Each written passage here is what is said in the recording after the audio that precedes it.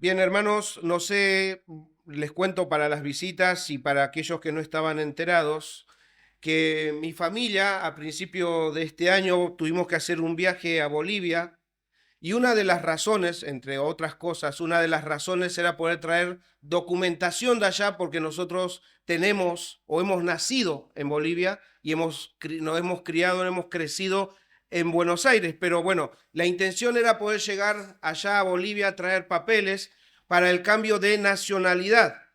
Y gracias a Dios lo pudimos traer, ya lo pudimos presentar, ya comenzamos con los trámites. Para los que no saben, nos piden testigos, nos piden que presentemos mucha documentación. Salió nuestros nombres en el diario, ya fue publicado nuestros nombres, los testigos ya fueron a testificar de que nos conocen. Y si Dios quiere, si Dios permite, muy pronto nosotros vamos a tener la nacionalidad. Pero lo curioso es que nosotros vamos a seguir teniendo nuestros nombres, vamos a seguir siendo nosotros como ustedes nos ven, pero con una nueva nacionalidad. Y ustedes digan, uy, ¿qué pasó que el pastor está contando de sus historias? Bueno, precisamente esta historia me da como me introduce a lo que nosotros hoy vamos a estar considerando en esta carta, porque precisamente es algo similar que pasa con todos los que creen en Jesús. Siguen con sus mismos nombres, ustedes no cambiaron sus nombres, ustedes siguen en su mismo cuerpo, pero con una identidad y una ciudadanía nueva, diferente. Ustedes siguen teniendo los mismos nombres, pero para Dios ya son otros. Son nuevas criaturas y es por eso que he titulado esta exposición Una nueva identidad. Entonces, para introducirnos en esta carta, vamos a considerar en esta mañana la identidad, cómo se identifica el autor de esta carta y cómo identifica el autor de esta carta a los receptores de la carta. Entonces, el primer punto que vamos a considerar es identidad de siervos. Lean conmigo versículo 1, la primera parte, por favor. Dice, Pablo y Timoteo, siervos de Cristo Jesús. Hermanos, todos nosotros sabemos que el Espíritu Santo inspiró al apóstol Pablo a escribir esta carta y saben cuál era la situación del apóstol cuando él escribió esta carta. Él estaba preso en Roma y eso se dio más o menos a principios de los 60 después de Cristo aproximadamente.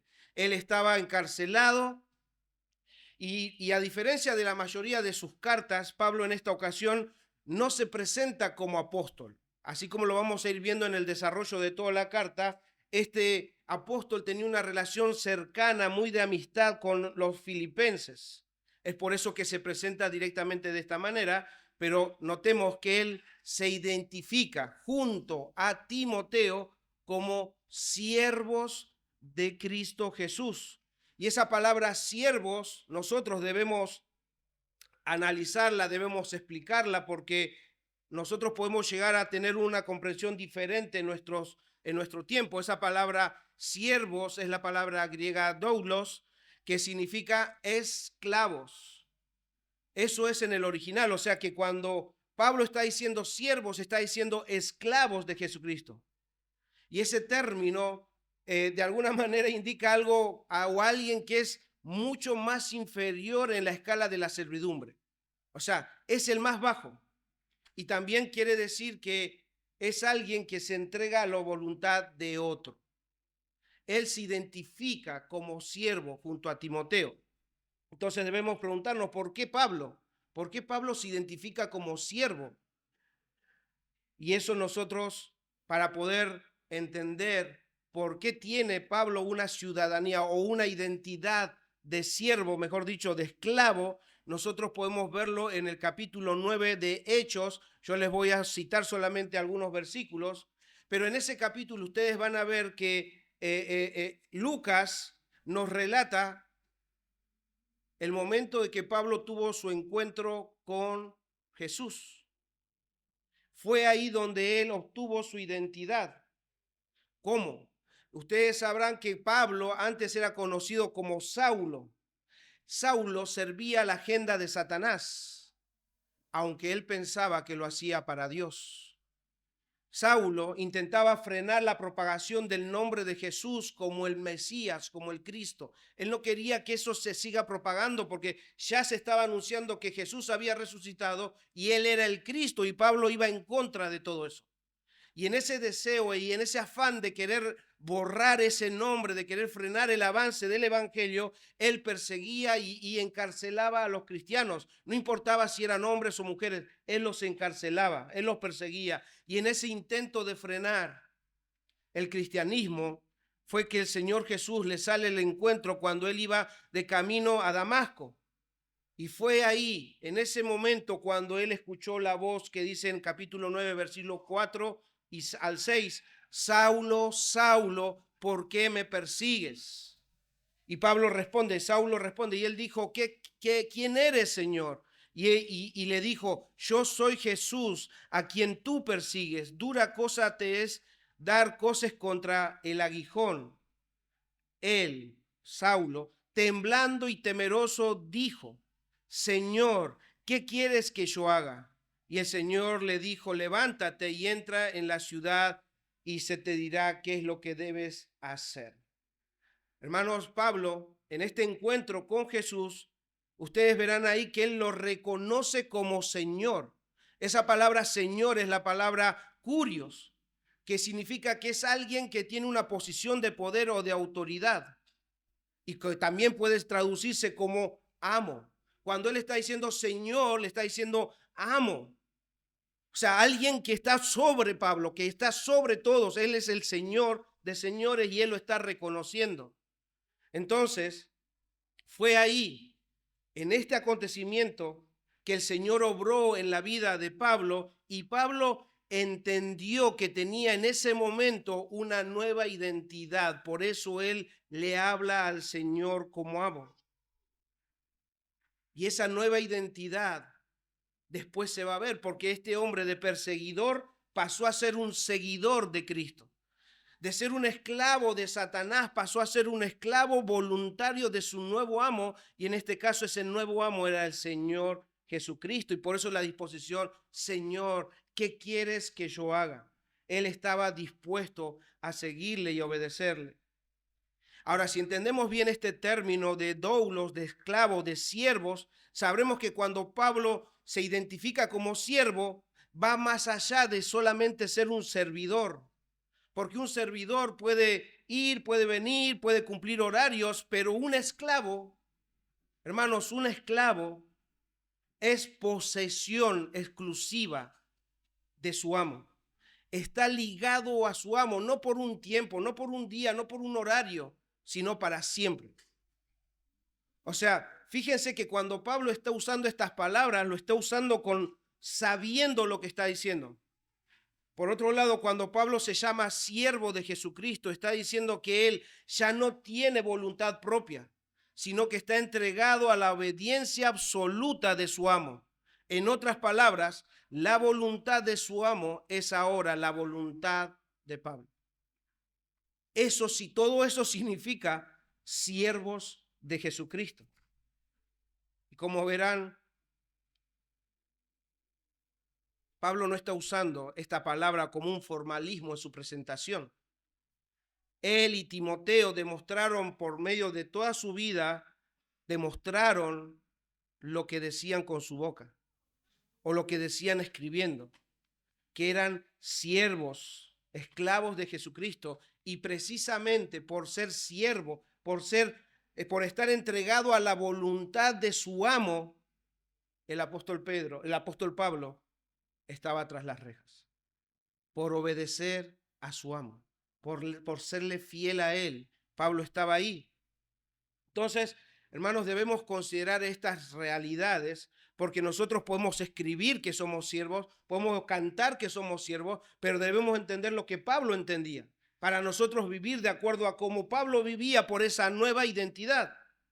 Y lo bueno de todo esto, hermanos, es que por los demás escritos de este apóstol Pablo, sabemos que esta identidad de siervo, de esclavo, de doulos, no era exclusivo de él o de Timoteo.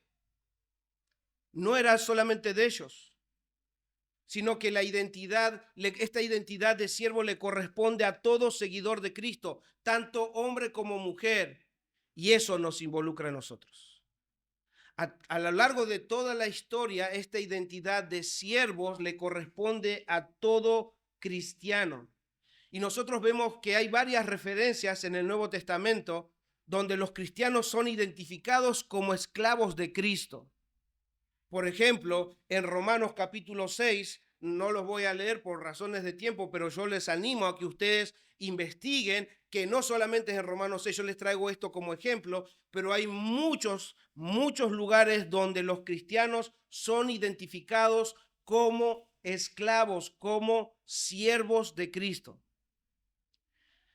Pero en Romanos 6 nos habla de este cambio de identidad. Porque en Romanos 6 dice que todos cuando nacemos con una naturaleza de esclavos de pecado.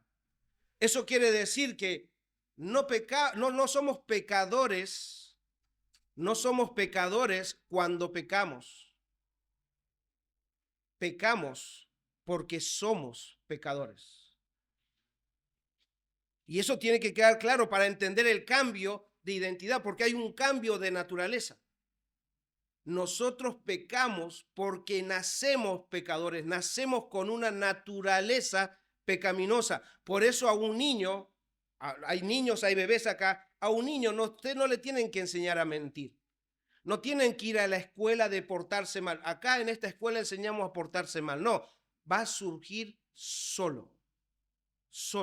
El egoísmo, la envidia, el querer quitarle el juguete de otro niño, el querer adueñarse de su juguete, eso yo espero que no, pero no creo que un padre le esté enseñando a decir, vos tenés que sacarle el juguete a ese niño. No creo que le estén enseñando, pero ustedes se van a dar cuenta que lo sale solo de ellos. Agarran el juguete y dicen, es mío, cuando no es de ellos.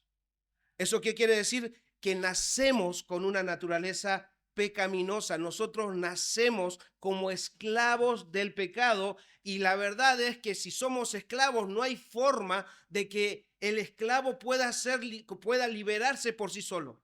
No puede liberarse. Y eso es lo que presenta el apóstol Pablo en Romanos en este capítulo 6. Y ahí él marca que nosotros por naturaleza éramos esclavos del pecado, pero todos aquellos que han creído en Cristo, aquellos que han nacido de nuevo, pasan de servir o de ser esclavos del pecado a ser esclavos del Señor. Pasan de servir a un amo tirano a servir y a querer complacer a su nuevo amo. Y ese nuevo amo es un amo amoroso y compasivo. ¿Y por qué digo esto? Porque ese amo dio su vida para rescatarnos. Ese nuevo amo tuvo que pagar por nosotros y el costo de nuestra libertad fue su sangre. Ese nuevo amo es Cristo Jesús. Hermanos, es tan importante entender nuestra identidad como siervos, porque ahí nace nuestra obediencia y nuestro servicio a Dios. Hermano, hermana, si eres siervo o sierva de Cristo, significa que ya no sirves más a Satanás, que ya no sirves más a tu carne. Las cadenas de esa esclavitud ya Cristo los rompió. Eres libre para servir a tu Señor. Tu vida y tu obediencia le pertenecen solamente a tu nuevo amo, a tu Señor y Dios, que es nuestro Señor Jesucristo. Hermano, sé que no es normal en nuestros días tratarnos como esclavos. Para muchos incluso puede ser ofensivo por la historia que nosotros conocemos de la esclavitud. Pero Pablo no está exagerando. Pablo no lo ve como ofensivo. Incluso en ese tiempo, cuando Pablo dice esclavos, había esclavitud. Y él no se avergüenza de llamarse esclavo. Entonces, hermanos, nosotros no podemos estar avergonzándonos de llamarnos esclavos de Jesucristo, aunque nuestra cultura, nuestra sociedad tenga un rechazo a esa palabra. Nosotros no podemos moldearnos a la sociedad. Si Pablo se identifica como cristiano y identifica a todos los cristianos como esclavos, ¿por qué nosotros debemos avergonzarnos, llamarnos esclavos de Jesucristo? Y es así como nosotros debemos identificarnos. Entonces les animo, hermanos, que más tarde, cuando tengamos la compartida o mañana, cuando ustedes se levanten durante la semana, mediten en esta identidad que tienen ustedes y que tengo yo también, en esta identidad de siervo o de sierva. ¿Por qué? Porque la carne va a intentar seguir convenciéndoles de que ustedes tienen que obedecerla, que la carne va a seguir queriendo tener el control, pero si ustedes tienen presente en sus mentes y en su corazón esta nueva identidad, entonces eso les ayudará a hacer la voluntad de Dios y también a luchar contra el pecado. Porque el pecado es engañoso y el enemigo es astuto. Pero si estamos meditando día tras día, y no me avergüenzo de ser llamado esclavo de Jesucristo, entonces entenderé de que la voluntad de mi amo tiene que ser mi voluntad. Hacer la voluntad de Él es lo que debe moverme cuando me levanto y cuando hago todas las cosas que hago durante el día. Segundo punto, identidad de santos.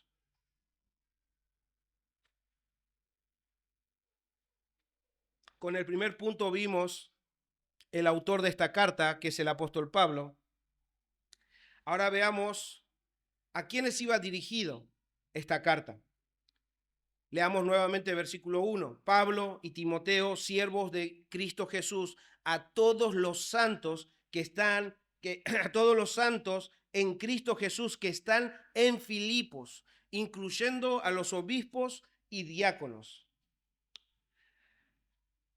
Otra vez, notemos, Pablo identifica a todos los miembros de la iglesia que eran los receptores de esta carta como santos en Cristo Jesús. Y eso incluye a toda la congregación, incluyendo a los obispos. Dice ahí que nosotros lo entendemos por extensión, que se está refiriendo a los pastores o a los ancianos de una iglesia, que es el mismo término de obispos. O sea, es similar, se está refiriendo a las mismas personas, y a los diáconos, dice en esta iglesia que estaba en Filipos.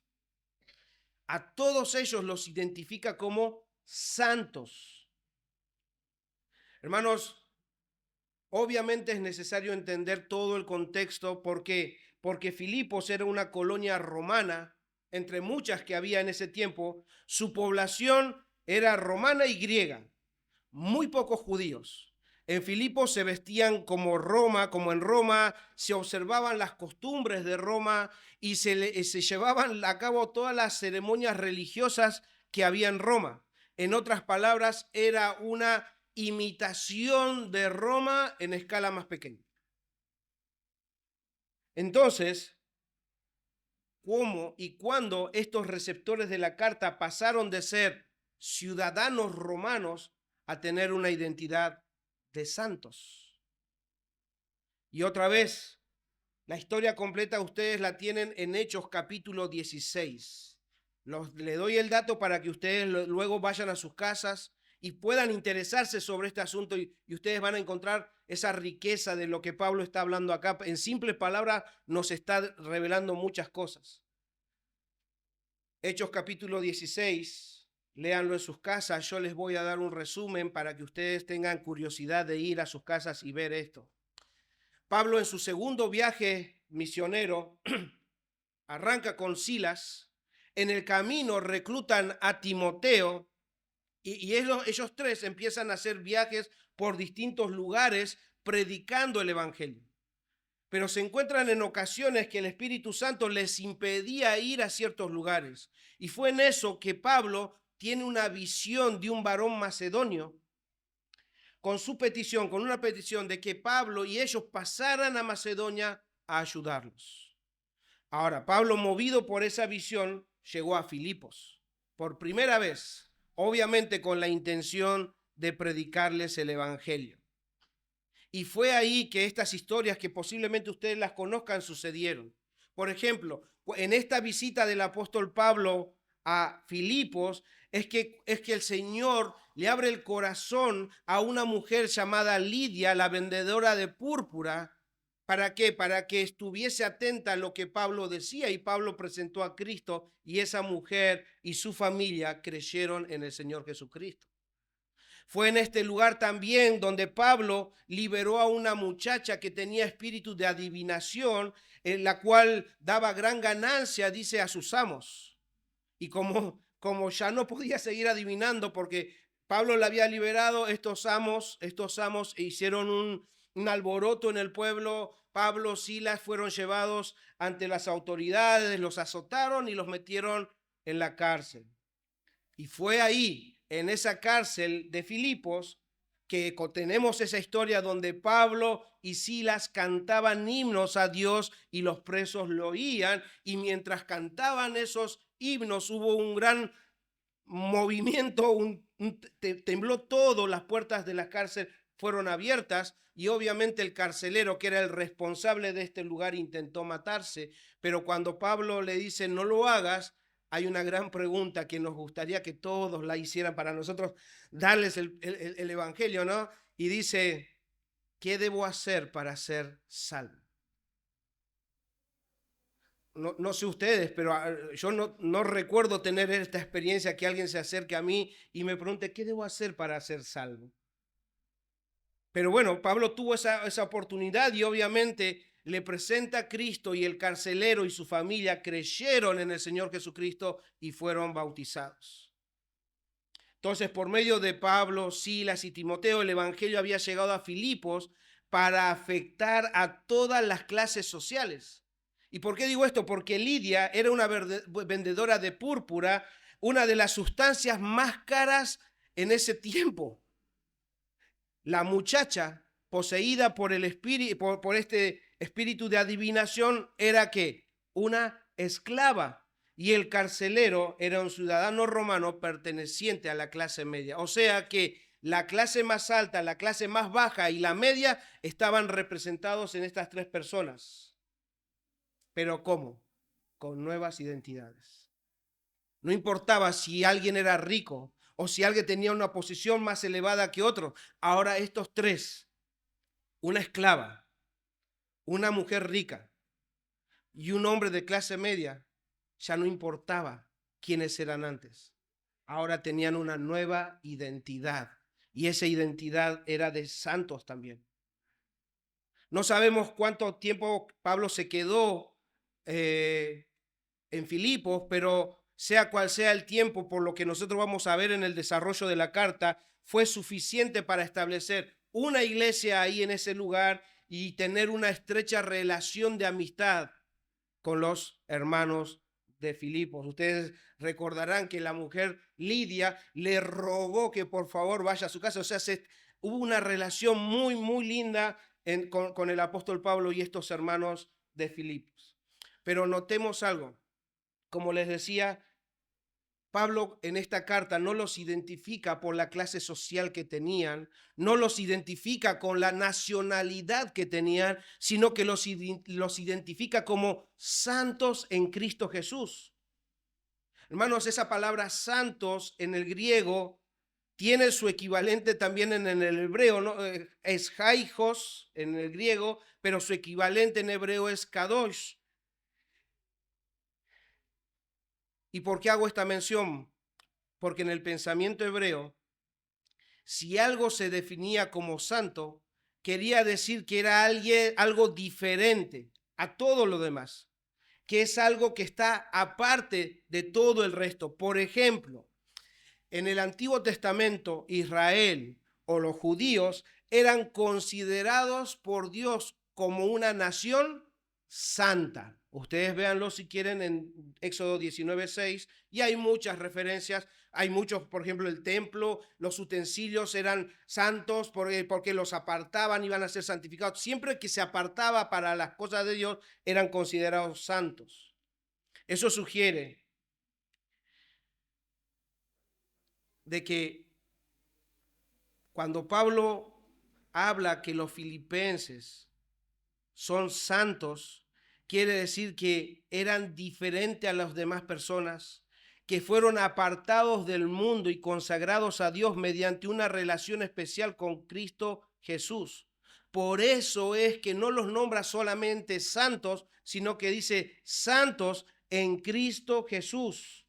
O sea que ellos entraron en una relación especial con Dios y fueron apartados de todas las naciones, de todas las clases sociales, lo que sea que había en ese momento, fueron apartados para que sean de Cristo. Santos en Cristo Jesús. Para Pablo, esa frase es la esencia del cristianismo. O sea, no hay forma de que alguien sea cristiano si no está en Cristo. Un hermano llamado Marvin Vincent dice que cuando Pablo decía que el cristiano está en Cristo, quería decir que el cristiano vive en Cristo como el ave vive en el aire, como el pez en el agua y las raíces de un árbol están en la tierra. Lo que hace al cristiano diferente al resto es que siempre, en todas partes, es constante de estar rodeado de la presencia de Jesús. La única diferencia, ustedes salen a la calle, son iguales que el resto. Son iguales que el resto. Ustedes no es que tienen algo diferente al resto. Pero para Dios, ustedes ya no son como el resto. Ustedes son santos, son apartados. Es como que de este grupo yo agarre a uno y lo aparte. Eso significa que estoy santificando a alguien. Y eso es lo que Dios hizo. Agarró del mundo a hombres y a mujeres en Filipos y los apartó. Por eso Pablo los llama santos en Cristo Jesús. Ahora bien, hermanos, en nuestro contexto, la palabra santo es algo que por ahí confunde un poco. Porque si ustedes van al diccionario y preguntan al común de la gente, muchas personas, ante esta palabra santo, dicen que se refiere a alguien perfecto, libre de culpa, bueno, justo, puro, inocente. Ustedes busquen en el diccionario, estas definiciones van a estar ahí. Y entonces para mucha gente, incluso para mí en otro tiempo, era eso, para mí santo era esto. Ahora la pregunta es, en nuestro mundo, en nuestro contexto, ¿hay alguien así? No, no existe. Y es por eso que nos cuesta vernos o identificarnos como santos. A nosotros nos es más cómodo identificarnos como pecadores que como santos. Pero la realidad es que Pablo acá tampoco está exagerando y él no está mintiendo, él no está usando una frase solamente para levantar el autoestima de los hermanos. La realidad, hermanos, es que toda persona, hombre o mujer que está en Cristo es santo. Es santo. Hermano, hermana, si estás unido a Cristo, eres santo, eres santa. Entonces, el diccionario no te dice tu identidad. Es más, te ayuda a ver algo más. ¿Por qué? Porque el diccionario decía que santo es ¿qué? Alguien perfecto, alguien puro, alguien bueno, justo, inocente.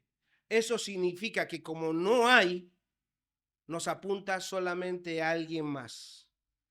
Cristo Jesús. Y cuando dice que somos santos en Cristo, está diciendo que nosotros, los que hemos creído en Cristo, estamos unidos al perfecto, estamos unidos al bueno, al que es justo, al que es puro, al que es inocente.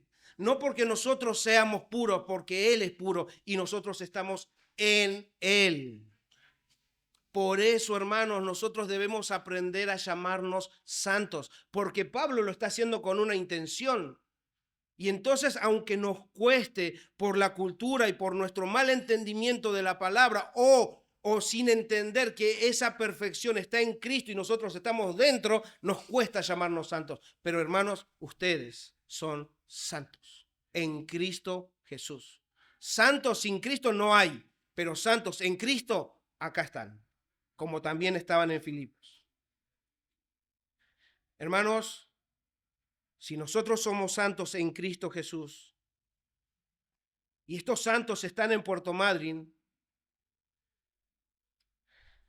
debemos aprender a poder identificarnos y llamarnos santos. Santos en Cristo Jesús. ¿Por qué? Porque si somos una iglesia bíblica, debemos aprender a tratarnos e identificarnos bíblicamente. Pablo no tiene ninguna atadura para llamar santos a los hermanos. ¿Por qué? Porque él entendía que él en Cristo era otro y que sus hermanos en Cristo eran otros. Ella no los ve con los ojos carnales, con los ojos terrenales. Él los ve con los ojos celestiales, con esa nueva identidad, y él aprende a identificar a sus hermanos. Y digo que debemos aprender a tratarnos, porque de lo contrario, las frases que están en la Biblia, como por ejemplo en Colosenses capítulo 3, versículo 12, que dice, vestíos, a los cristianos le dice, vestíos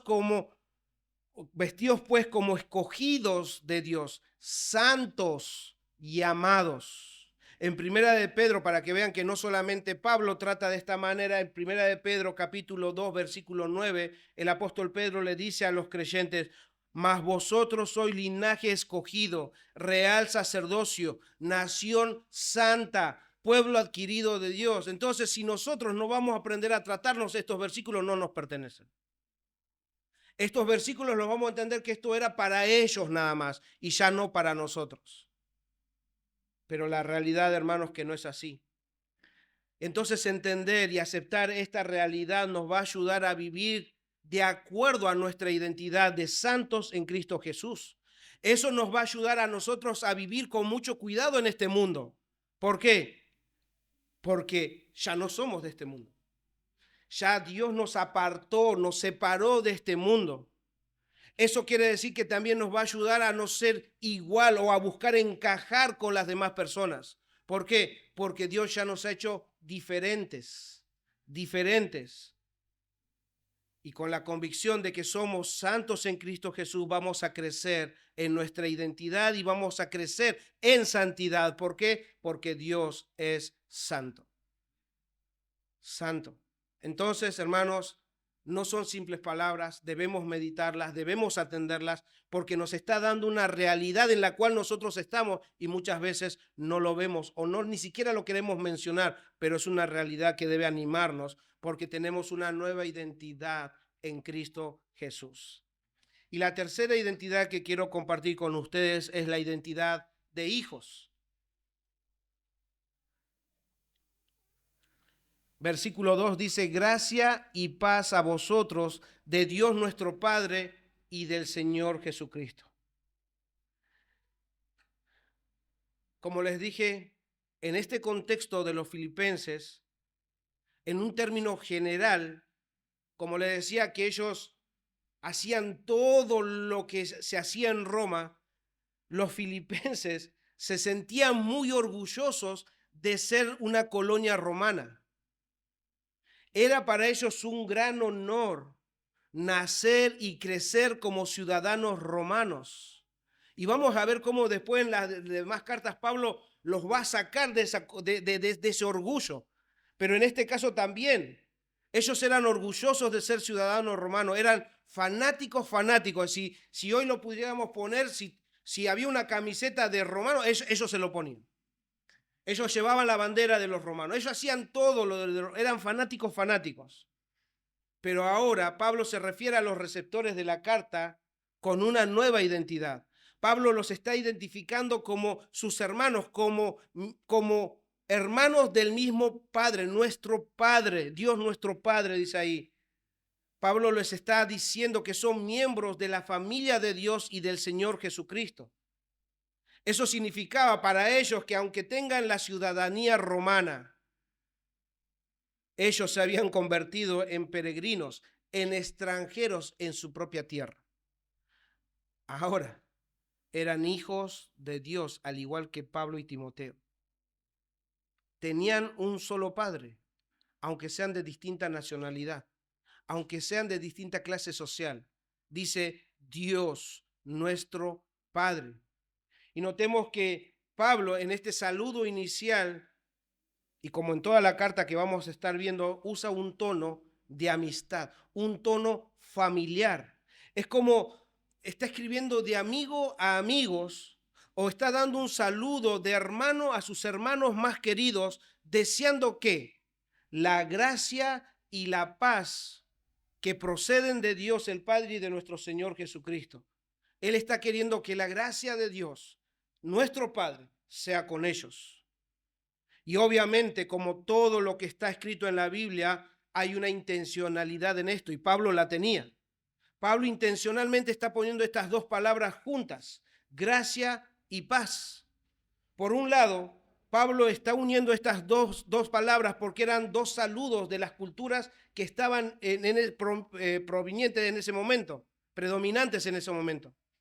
Gracia es la palabra charis en el griego, era un saludo que se usaba en las cartas griegas. Y paz es eirene, que era usado por los judíos. Esto sugiere que cuando él está usando estas palabras de estos dos saludos, está uniendo a todos. Gracia y paz. Ya no están más separados, están juntos. Por otro lado, Pablo quiere comunicar verdades espirituales, porque gracia es una palabra preciosa y da la idea de, en el original, de tener que ver tiene que ver con el gozo y el placer. Y como viene de Dios por medio de Jesucristo, se vuelve aún más precioso porque apunta a que ese gozo o a ese placer que el del ser humano puede experimentar es por la nueva relación que tiene el cristiano con Dios. Pablo pide gracia porque los hermanos filipenses y todo cristiano dejan de estar bajo la ley de Dios y pasaron a ser receptores de la gracia y de la bondad de Dios sin ellos merecerlo. Y cómo los reciben por medio de Cristo Jesús, lo cual era un motivo de gozo. Entonces Pablo les está llevando a recordar ese gozo y entender también, como Pablo le está hablando a cristianos, le está escribiendo a cristianos, eso quiere decir que la gracia no es solamente para salvación. No es que uno experimenta la gracia, es salvo y ya está. A partir de ese momento ya no necesita más de gracia. No. En la salvación entramos en una esfera de gracia. ¿Eso qué significa? Que hemos sido salvados por gracia, pero esa gracia es una fuente inagotable. Tenemos esa gracia constantemente en nosotros, solamente que debemos aprender a disfrutarla, a gozarnos de ella y a usarlo. Por eso Pablo incluso a Timoteo le dice en su carta, en la segunda carta, esfuérzate en la gracia que es en Cristo Jesús. Como si ya tenía la gracia, no, debía seguir nutriéndose de esa gracia, porque nunca nosotros vamos a agradar a Dios por nuestras obras, sino por medio de Cristo. Y todo lo que nosotros tenemos no lo merecemos, sino que lo tenemos por medio de Cristo. Entonces, tanto la salvación como nuestro caminar cristiano viene de la gracia de Dios. Y eso es lo que Pablo quiere que entiendan sus hermanos en Filipos. Gracia, gracia y paz. Paz también tiene un maravilloso significado, porque no es solamente ausencia de guerra en el original o ausencia de problemas, como muchos lo entienden. Esta palabra apunta al bienestar total, todo lo que contribuye a la felicidad suprema de una persona. ¿Y qué tiene que ver esto entonces con Dios? Porque paz en el original, bíblicamente, tiene que ver siempre primero con la relación de una persona con Dios. Y si en esa relación no hay paz, entonces no hay dicha para el ser humano. Entonces, cuando habla paz, está diciendo que los cristianos se han reconciliado con Dios por medio de Jesucristo y ahora tienen paz para con Dios, paz para con los hermanos y paz para consigo mismo. Esa búsqueda de paz interior que el mundo enseña, de buscar paz, quietud en el alma, despejar la mente, no lo van a conseguir. Porque la verdadera paz, porque esas personas que buscan paz interior y buscan medios de poder tranquilizar el alma, siguen siendo enemigos de Dios.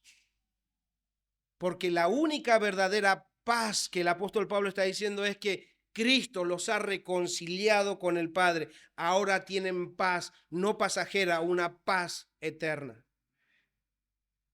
En conclusión, cuando Pablo pide gracia y paz para los filipenses, está pidiendo que los hijos tengan gozo de conocer a Dios como Padre y disfruten la paz con Dios en Cristo Jesús y la paz con los demás y la paz consigo mismo. Pablo lleva a los hermanos de Filipos a que consideren esta nueva identidad que tienen en Cristo Jesús. Porque sin importar su nacionalidad, sin importar su clase social y sin importar lo que esté pasando con ellos en Filipos, nada ni nadie iba a cambiar esa identidad. Eso que eran ahora en Cristo Jesús ya era un sello, ya era algo eterno. Nadie lo podía cambiar. Ni los romanos, ni los griegos, ni los judíos, ni nadie. Ahora estos hermanos de Filipos eran santos e hijos de Dios nuestro Padre. Y lo glorioso de entender estas verdades, hermanos, es que cada una de ellas, como lo hemos estado viendo, nos pertenecen también a nosotros. Porque todos los que hemos creído en Jesús como Señor y Salvador, ya no somos bastardos, sino que hemos pasado a ser hijos y han pasado a ser, hermanas, hijas de Dios. Porque todo aquel que está en Cristo, al igual que los cristianos del pasado, pueden clamar hoy, Abba, Padre. Porque el Espíritu de Dios da testimonio de eso en nuestras vidas. O sea, es más, he escuchado muchas veces de personas que me dicen, no puedo ver a Dios como Padre. No puedo hablarle como Padre. Pero sin embargo, el que está unido en Cristo, el que está en Cristo, ya sea hombre o mujer, tiene este Padre. Y los cristianos podían decir, Abba, Padre, tenemos una relación estrecha con Él. Entonces, hermanos, hermanas, ustedes pueden hacer lo mismo, pueden clamar con gozo a su Padre. Eso significa que si Él es nuestro Padre, Él es nuestro proveedor, Él es nuestro protector. Él es el que nos guía en este caminar que tenemos en este mundo. Ahora, que Él sea nuestro protector, que Él sea nuestro cuidador o que sea aquel que nuestro protector no significa que el cristiano o hermano o hermana no significa que no vayas a tener problemas, no vayas a tener dificultades. Eso no significa, porque si ves a Jesús en la Biblia, vos te vas a dar cuenta que Jesús, como el Hijo de Dios, padeció en este mundo. Sufrió en este mundo. ¿Pero qué?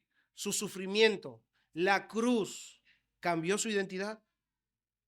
Los látigos, que lo escupieran, que se burlaran de él, que le pongan una corona de espinos, ¿cambió su identidad? Le decían mentiroso, le decían lunático. ¿Lo que diga el mundo cambió su identidad? No. No cambió su identidad.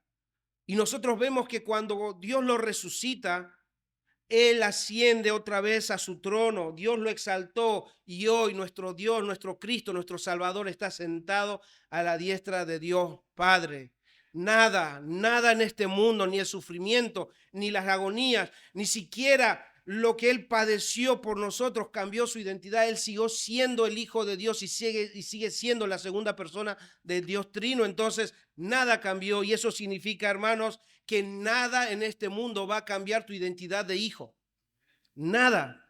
Puede ser que estés angustiado, puede ser que estés pasando pruebas, puede que estés sin fuerzas, puede que estés incluso diciendo como Jesús, Padre, pasa de mí esta copa, pero que no se haga mi voluntad sino la tuya. Puede ser que estés débil en la fe, pero debes creer esto, hermano, hermana. Esta realidad no lo cambia nadie. Dios es tu Padre y vos sos hijo e hija de Dios. Eso debe llenarte de amor por tu Padre porque Él te tiene en sus manos. Nada va a cambiar eso. Nada. Y también puede ser que alguno no esté tan débil, no esté tan en tribulaciones y esté firme y esté gozoso en el Señor. Pero también debes entender, hermano, si estás de esa manera, es que ese gozo viene de Dios. No es por lo que estés haciendo, no es por tus obras. No, tu firmeza no se trata de que seas fuerte o mejor que tus hermanos, sino que esa gracia viene también del Señor. Entonces, tanto el débil como el fuerte debemos aprender a depender de nuestro Padre. Porque el fuerte puede ser tentado a fortalecerse en sus propias fuerzas, a creer que es más capaz, y nunca va a ser por nosotros, sino por Cristo en nosotros. Entonces, es más, si estás fuerte y estás animado, anima a tus hermanos, aquellos que están débiles, hablarles, mostrarles, hacerles entender la identidad que tienen en Cristo Jesús, recordarles que son hijos de Dios. Como Jesús mismo hablaba en Mateo 6.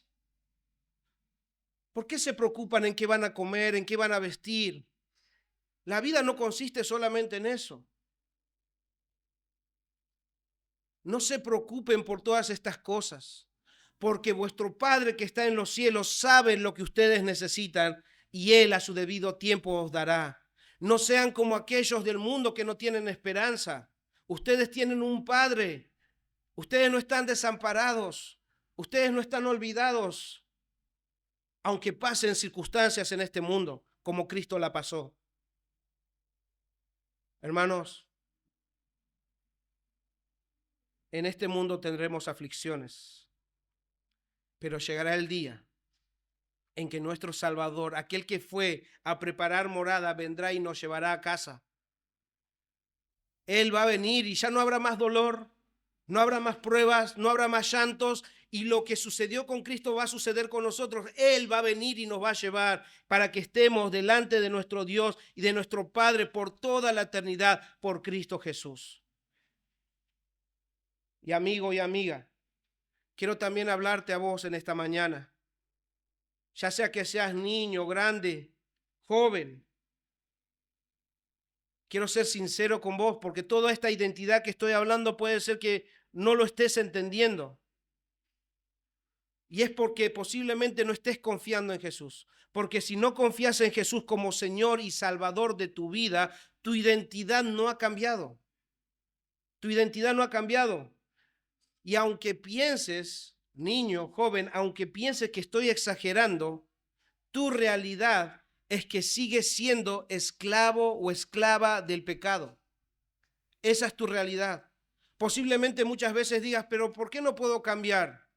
Es porque eres esclavo del pecado. Las cadenas están agarrándote aunque vos no las veas. Niño, joven, aunque pienses que eres libre, eres esclavo del pecado. Dios no miente. Dios no miente. Y tu pecado te aleja de Dios, te aparta de Dios. Y estás preparado para el fuego eterno, porque tampoco eres hijo de Dios o eres hija de Dios. Esa es la realidad. Pero en Jesús hay gracia. En Jesús hay paz, hay reconciliación. ¿Y saben qué? Está disponible en esta mañana. Porque si estás vivo, si estás en este lugar es porque, aunque pienses que vos viniste con tus propios pies, aunque pienses que tu mamá o tu papá te obligó a venir, es Dios que te está dando la oportunidad de que vos hoy puedas experimentar esa gracia y esa reconciliación con Dios. ¿Necesitas paz en tu alma? ¿Necesitas dejar de tener temor? ¿Necesitas dejar de huir del peligro de este mundo? Porque necesitas paz.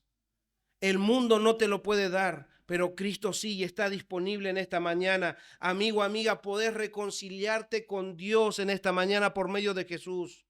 Jesús murió por tus pecados y resucitó para darte una nueva identidad si crees en Él. Amigo, amiga, Dios conoce tu caminar. Dios conoce tu pensar. Dios conoce qué te aflige en el alma. Por eso Él quiere darte de su gracia y quiere darte de esa paz. Cree en Jesús, amigo, amiga, y yo te aseguro que hoy vas a venir a ser parte de la familia de Dios. Hoy Hoy, si crees en Él y te arrepientes, vas a ser apartado para Dios. No vas a estar apartado de Dios, vas a ser apartado para Dios. Y vas a ser hijo o hija de Dios. Solamente por medio de Jesús. Iglesia, como veremos a lo largo de esta carta, la intención del apóstol Pablo al escribir a los filipenses era animarles, era estimularles en su fe, era compartir con ellos el gozo del evangelio, porque al haber creído en el evangelio se hicieron participantes del evangelio. Ellos, así como Pablo y Timoteo, ellos se unieron a Cristo, y todo lo que Pablo vivía por el evangelio, estos hermanos también debían vivirlo. Entonces él quiere animarles, hacerles participantes del evangelio y del gozo que uno puede vivir en el evangelio. Por eso, antes de ni siquiera decirles qué debían hacer o cómo debían vivir en este mundo, primero les hace ver su identidad en Cristo Jesús. Todo empieza ahí. Hace un tiempo atrás yo les prediqué y les dije, ¿quién es Cristo para ustedes? Ahora les pregunto, ¿quiénes son ustedes en Cristo Jesús? Hermano, hermana, te animo a que medites en la semana. Recordá esto en la semana y anima a tus hermanos en la semana. ¿Cuál es tu identidad? Hoy escuchaste que eres santo. Hoy escuchaste que eres esclavo de Cristo. Hoy escuchaste que eres hijo o hija de Dios en Cristo Jesús. Hace un tiempo en los estudios bíblicos que teníamos los sábados, yo les animé a los hermanos que estaban presentes y ahora les animo a todos ustedes. Es un ejercicio que ustedes lo pueden hacer porque el enemigo es muy astuto, nuestra carne es débil y muchas veces nos desanimamos, muchas veces nos afligimos en gran medida y que nos olvidamos de nuestra identidad. Y yo les decía en esa oportunidad, hermanos, vayan a sus casas y mientras meditan en su identidad, hagan esto. Agarren una cartulina y pongan un título que diga, en Cristo Jesús soy. Y después pongan todos los términos bíblicos que se refieren a nosotros en Cristo. Como por ejemplo, ya tienen una ayuda. En Cristo Jesús soy esclavo de Cristo. En Cristo Jesús soy hijo o hija de Dios. Y si quieren ponerle el versículo al lado, pónganle el versículo al lado. En Cristo soy santo.